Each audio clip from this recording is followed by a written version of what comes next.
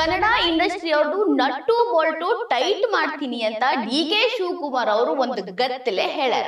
ನಮಗೂ ಗೊತ್ತಿದೆ ಎಲ್ಲ ಯಾರ್ಯಾರಿಗೆ ಎಲ್ಲೆಲ್ಲಿ ನಟ್ಟು ಬೋಲ್ಟ್ ಟೈಟ್ ಮಾಡಬೇಕು ಅಂತ ಕೂಡ ನನಗೆ ಐ ನೋ ದಟ್. ಭಾವಿ ಸಿಎಂ ಆಗ್ಬೇಕು ಅನ್ನೋ ಕನಸು ಹೊತ್ತಿರೋರು ಈ ರೀತಿಯಾಗಿ ಮಾತಾಡಿರೋದು ನಿಜವಾಗ್ಲೂ ಖಂಡನೀಯ ಐತ್ರಿ. ಇನ್ನ ಚಿತ್ರರಂಗದವರು ಇಂಟರ್ನ್ಯಾಷನಲ್ ಫಿಲ್ಮ್ ಫೆಸ್ಟ್ಗೆ ಯಾಕೆ ಬರ್ಲಿಲ್ಲ ಅನ್ನೋದು. ಇನ್ನ ಜಗ್ಗೇಶ್ ಅವ್ರು ಹೇಳುದು 7 ಗಂಟೆ ಕಾರ್ಯಕ್ರಮಕ್ಕೆ ನನಗೆ 6 ಗಂಟೆಗೆ ಇನ್ವಿಟೇಷನ್ ಬಂದ ತಲುಪೈತಿ, ನಾ ಹೆಂಗ ಬರ್ಲಿ ಅಂತ ಹೇಳಿ. ಯಾರು ಒಬ್ರೇ ಕನ್ನಡ ಇಂಡಸ್ಟ್ರಿ ಒಳಗ ಬಾಯ್ ಎತ್ತಾರೇನ್ರಿ, ತುಟಕ್ ಪಿಟಕ್ ಅಂದಾರೇನ್ರಿ? ಕಲಾವಿದ್ರಿಗೆ ಯಾರಿಗೂ ನೈತಿಕ ಧೈರ್ಯ ಅನ್ನೋದು ಇಲ್ಲಾಗೈತಿ. ನಮಸ್ಕಾರ ರೀ. ಕನ್ನಡ ಇಂಡಸ್ಟ್ರಿ ಅವ್ರದ್ದು ನಟ್ಟು ಬೋಲ್ಟು ಟೈಟ್ ಮಾಡ್ತೀನಿ ಅಂತ ಡಿ.ಕೆ. ಶಿವಕುಮಾರ್ ಅವರು ಒಂದು ಗತ್ತಲೆ ಹೇಳ್ಯಾರ. ಈ ರೀತಿ ಡಿ.ಕೆ. ಅವ್ರು ಮಾತಾಡಿದ್ದು ನಿಜವಾಗ್ಲೂ ತಪ್ಪೈತ್ರಿ. ಅದನ್ನು ಬೆದರಿಕೆ ಹಾಕೋ ದಾಟಿ ಒಳಗ್ ಮಾತಾಡಿರೋದು ಸಹನೀಯನೂ ಅಲ್ಲ, ಸಮರ್ಥನೆ ಮಾಡ್ಕೊಳಕ್ ಲಾಯಕ್ಕಾಗಿದ್ದು ಅಲ್ಲ. ಫಿಲಂ ಇಂಡಸ್ಟ್ರಿ ಬಗ್ಗೆ ಬಹಳ ಕೋಪ ಬಂದ್ಬಿಟ್ಟಿದೆ, ನನಗೆ ಸಿಟ್ಟು ಬಂದ್ಬಿಟ್ಟಿದೆ. ಫಿಲಂ ಚೇಂಬರ್ ಆಫ್ ಕಾಮರ್ಸು ಈ ಆಕ್ಟರ್ಗಳ ಬಗ್ಗೆ ನಂದು ವಾರ್ನಿಂಗ್ ಅಂತ ಇರಲಿ, ರಿಕ್ವೆಸ್ಟ್ ಅಂತ ಇರಲಿ, it is not my programme. ನನ್ನ ಕಾರ್ಯಕ್ರಮ ಅಲ್ಲ ಇದು, ನಿಮ್ಮ ಕಾರ್ಯಕ್ರಮ. ಬರೀ ಒಂದು 25 ಜನಕ್ಕೆ ಸಿನಿಮಾ ಬೇಕಾಗಿರೋದು. 20 ನಾವು ಯಾವ್ದಾರ ಸಂದರ್ಭದಲ್ಲಿ ಯಾವ್ದಾರ ಒಬ್ರು ಹಿಂಗೆ ಫಿಲಮ್ ಏನಾರು ಇಲ್ಲೆಲ್ಲ ತೆಗಿತಾವ್ರೆ ಅಂತಂದ್ರೆ ಯಾರು ಸರ್ಕಾರಕ್ಕೆ ಕೋಆಪರೇಟ್ ಮಾಡಲ್ಲ. ಅಲ್ಲಿ ಪರ್ಮಿಷನ್ನೇ ಕೊಡ್ಬೇಡ ಅಂದ್ರೆ ಥಿಯೇಟರ್ ಸಿನಿಮಾನೇ ನಡೆಯಲ್ಲ, ಒಂದು ಶೂಟಿಂಗೇ ನಡೆಯಲ್ಲಪ್ಪ.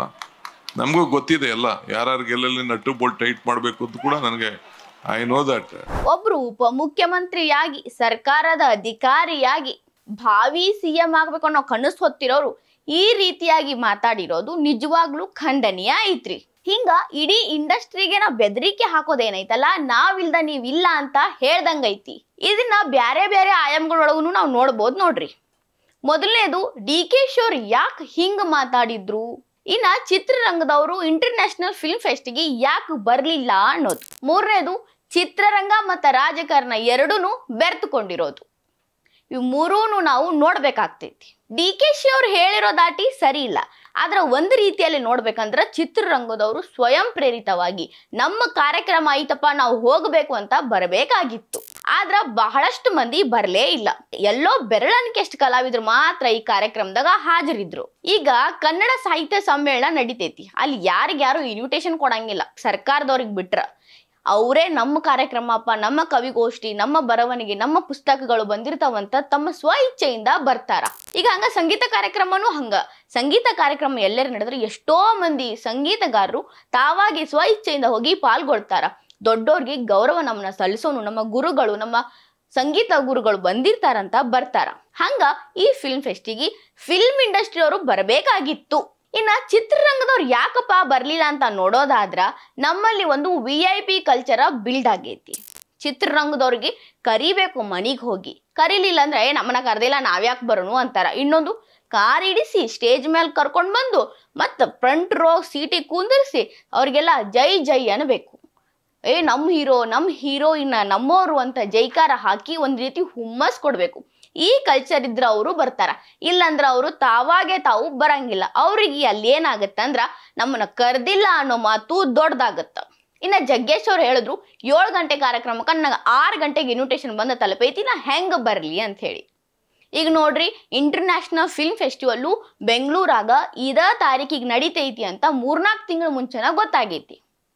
ಆಮೇಲೆ ಇದು ಸರ್ಕಾರಿ ಕಾರ್ಯಕ್ರಮ. ಸರ್ಕಾರಿ ಕಾರ್ಯಕ್ರಮಗಳ ಹಣೆ ಬರೋಣ ಇಷ್ಟ ನೋಡ್ರಿ. ಅದು ಒಂದು ರೀತಿ ನಾವು ಮಾಡಬೇಕು, ಮಾಡ್ತೀವಿ ಅಷ್ಟ. ಈಗ 3-4 ತಿಂಗಳ ಮುಂಚೆ ಗೊತ್ತಾದ್ರ ಮನೆಗೆ ಹೋಗಿ ಚಿತ್ರರಂಗದವ್ರಿಗೆ, ಹೀರೋ ಹೀರೋಯಿನ್ಗಳಿಗೆ, ಪ್ರತಿಭಾವಂತರಿಗೆ, ಒಟ್ಟಿನಲ್ಲಿ ಇಂಡಸ್ಟ್ರಿ ಕಲಾವಿದರಿಗೆ ಎಲ್ಲರಿಗೆ ಇನ್ವಿಟೇಷನ್ ಕೊಡ್ಬೋದಾಗಿತ್ತು. ಯಾಕೆ ಕೊಡ್ಲಿಲ್ಲ? ಕಾರಣ ಇಷ್ಟ ರೀ. ಸರ್ಕಾರಿ ಕಾರ್ಯಕ್ರಮಗಳನ್ನ ಆರ್ಗನೈಸ್ ಮಾಡೋರು ಸರ್ಕಾರಿ ಅಧಿಕಾರಿಗಳು, ಸರ್ಕಾರಿ ನೌಕರರು. ಅವ್ರಿಗೇನು ಚಂದ ಮಾಡಿದಪ್ಪ ಅಂತ ಹೇಳಿಸ್ಕೊಳ್ಳೋದು ಬೇಕಾಗಿರಲ್ಲ. ಅವ್ರಿಗೆ ಬರೀ ಕಾರ್ಯಕ್ರಮ ನಡಿಬೇಕು. ನಮ್ಮ CM DCM ಬಂದ್ರು, ಉದ್ಘಾಟನೆ ಮಾಡಿದ್ರು, ಮುಗಿದ ಕಾರ್ಯಕ್ರಮ. ಇಷ್ಟ ನಮಗ್ ಬೇಕಾಗಿರೋದು ಅಂತ ಅವ್ರ ತಲೆಯಾಗಿರ್ತೈತಿ. ಹಿಂಗಾಗಿನ ಇಷ್ಟೆಲ್ಲ ಕನ್ಫ್ಯೂಷನ್ ಕಾರಣ ಆಗೈತಿ. ಇಷ್ಟೆಲ್ಲಾನು ಡಿ.ಕೆ. ಅವ್ರು ಮಾತಾಡಿದ್ರು, ನಟ್ಟು ಬೋಲ್ಟು ಟೈಟ್ ಮಾಡ್ತನು ಅಂತೆಲ್ಲ ಫುಲ್ ಅಹಂಕಾರದ್ಲೆ ಮಾತಾಡಿದ್ರು. ಯಾರು ಒಬ್ರೇ ಕನ್ನಡ ಇಂಡಸ್ಟ್ರಿ ಒಳಗ ಬಾಯ್ ಎತ್ತಾರೇನ್ರಿ, ತುಟಕ್ ಪಿಟಕ್ ಅಂದಾರೇನ್ರಿ? ಯಾಕ್ರಿ ಡಿ.ಕೆ. ಸಾಹೇಬ್ರ ಬೆದರಿಕೆ ಹಾಕಕತ್ತೀರಿ, ಯಾಕೆ ನಮಗ್ ಹಿಂಗ ಮಾತಾಡ್ತೀರಿ ಅಂತ ಪ್ರಶ್ನೆ ಮಾಡ್ಯಾರೇನ್ರಿ? ಅಟ್ಲೀಸ್ಟ್ ತಮ್ಮ ಅಸಮಾಧಾನ ಹೊರಗಡೆ ಹಾಕ್ಯಾರೇನ್ರಿ? ಯಾರೊಬ್ರು ಇಲ್ಲ. ಯಾವುದೇ ಒಂದು ಧ್ವನಿನೂ ಕೇಳ್ಸಾಕತ್ತಿಲ್ಲ. ಯಾಕೆ ಮಾತಾಡಕತ್ತಿಲ್ಲ? ಯಾಕಂದ್ರ ಕಲಾವಿದ್ರಿಗೆ ಯಾರಿಗೂ ನೈತಿಕ ಧೈರ್ಯ ಅನ್ನೋದು ಇಲ್ಲಾಗೈತಿ. ಎಲ್ಲ ಅದನ್ನ ಕಳ್ಕೊಂಡ್ಬಿಟ್ಟಾರ. ನಮ್ಮ ಕನ್ನಡ ಇಂಡಸ್ಟ್ರಿಯವರು ನೆಲ ಜಲ ಭಾಷೆ ನುಡಿಯಿಂದ ಬಹಳ ದೂರ ಹೋಗ್ಬಿಟ್ಟಾರ, ಮುಖ ತಿರ್ಗಿಸ್ಕೊಂಡು. ಇನ್ ಎಲ್ಲ ಹೆಂಗಾಗೈತೆ ಅಂದ್ರ ಚಿತ್ರರಂಗ ರಾಜಕಾರಣ ಬೆರ್ತ್ ಬಿಟ್ಟೈತಿ. ಎಲ್ಲರೂ ಒಂದಲ್ಲ ಒಂದು ಸರ್ಕಾರಿ ಕಾರ್ಯಕ್ರಮಗಳದೊಳಗ ಭಾಗಿಯಾಗಿರ್ತಾರ, ಇಲ್ಲಂದ್ರ ಒಂದು ಪ್ರಚಾರಕರೇ ಹೋಗಿರ್ತಾರೋ, ಏನೋ ಒಂದು ದಂಧೆ ಒಳಗರೆ ಸಿಕ್ಕಾಕೊಂಡಿರ್ತಾರೋ. ಒಟ್ಟು ಅವ್ರಿಗೆ ಪರ್ಸನಲ್ ಕಮಿಟ್ಮೆಂಟ್ಗಳು ಜಾಸ್ತಿ ಇರ್ತಾವ ರಾಜಕಾರಣಿಗಳ ಜೋಡಿ. ಹಿಂಗಾಗಿ ಇವ್ರ ಕಾರ್ಯಕ್ರಮಕ್ಕೆ ನಾವ್ ಯಾಕೆ ಹೋಗ್ಬೇಕು, ನಮ್ಮ ಕಾರ್ಯಕ್ರಮಕ್ಕೆ ಇವ್ರು ಯಾಕೆ ಬರ್ಬೇಕು, ಹಿಂಗ ಒಂದು ರೀತಿಯಲ್ಲಿ ಸಿಚುವೇಶನ್ ಕ್ರಿಯೇಟ್ ಆಗ್ಬಿಟ್ಟೈತಿ. ಹಿಂಗೆಲ್ಲ ಆಗೇತಲ್ರಿ. ಹಿಂಗ ಆಗಬಾರ್ದು ಅಂತಂದ್ರ ಅಂಬರೀಷ್ ಅವ್ರು ಇದ್ದಿದ್ರೆ ಇಷ್ಟೆಲ್ಲಾ ಕಂತ್ರಾಟ್ಗಳು ಇರ್ತಾನ ಇರ್ಲಿಲ್ಲ. DKಶಿ ಅವ್ರು ಹಿಂಗ ಮಾತಾಡಿ ತಪ್ಪಿಸ್ಕೊಳಕ್ ಚಾನ್ಸ ಇರ್ತಿರ್ಲಿಲ್ಲ. ಅಂಬರೀಷ್ ಅವ್ರ ಪ್ರಶ್ನೆ ಮಾಡೇ ಮಾಡ್ತಿದ್ರು. ನೈತಿಕವಾಗಿ ಖಂಡಿಸ್ಬೇಕು ಅಂದ್ರ, ತಮ್ಮ ಧ್ವನಿಯನ್ನ ಹೊರಗಿಡಬೇಕು ಅಂದ್ರ ನೆಲ ಜಲ ಭಾಷೆಗಾಗಿ ಹೋರಾಟ ಮಾಡಬೇಕು.